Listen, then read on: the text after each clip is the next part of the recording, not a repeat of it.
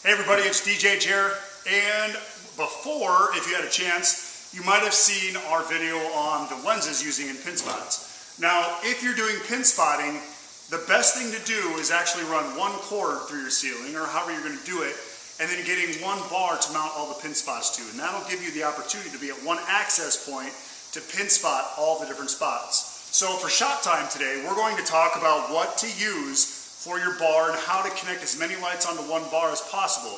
Now, you don't want to overdo it where you're shooting all the way across the room, because you might run into some difficulties with people's heads and just the long distance of the beam. Obviously, yes, it's probably going to be bright enough to light up that centerpiece when the lights are down, but you want to make sure that it's a nice vibrant beam the entire time. And again, people aren't sitting right in front of where the beam's at. So if you're shooting off at an angle, you don't want to hit someone in the back of the head where it's distracting that centerpiece. So one of the things that we do with our pin spots is we'll actually create bars like this. Now this bar has two power strips on it, and what this allows us to do is, this is your regular bar that goes on your T-bar. This bar has four different holes which you can actually mount pars or anything like that, and that was its main purpose. Now, one of the things that we do is we actually add O-clamps to go on as well. So now we have 4 plus 4 more. So now we can do 8 pin spots in one access point.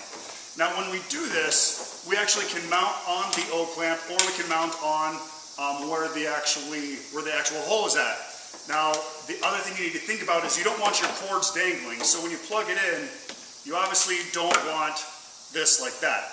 So what you're going to want to do is, once you figure out you're at your point of putting your pin spot on, I would aim your spot so the cord is being pulled all the way down. At that point, go ahead and start wrapping these cords around your bar, which will allow, not your hand, wrap it around the bar, go ahead and get it plugged in, and obviously you're going to already have this already mounted, but by doing that extra space down below here, you now have the accessibility and the movement that you need for the cord so it doesn't get wrapped up. I learned a lesson a long time ago. Before I would put them on like this, next thing I know, I now can't pivot it this way because I'm out of cord. So again, keep that in mind. Keep your cords clean. We've done events where obviously this is black. We don't want black. We want to keep it clean with the ceiling, which is white. So we'll actually wrap this in fabric to keep these white, and then we just have the black pin spots hanging down. Again, it kind of keeps it clean, and it gives a better effect than just having a bar like this exposed.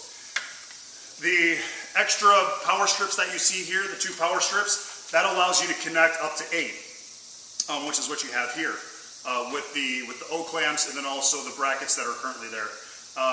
So keep this in mind when you're looking at doing a bar for your pin spotting. This is a great thing that we use, and we just zip tie these to the strips to the actual bar.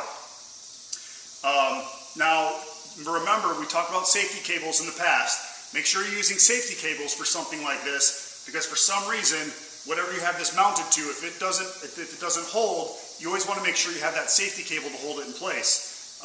Again, these are a great thing that we've used in the past couple months. I wish I would have done these things in the past. Some of you guys are probably already doing this. I wish you would have told me about it. I would have appreciated that. But hopefully this is a lesson for everybody. Again, if you have questions on any of this, let me know. You can reach me at jeremy@djjer.com. Again, it's jeremy@djjer.com. Again, Shop Time, pin spot bars. If you have questions, contact me. Thanks for watching Shop Time. We'll see you next time.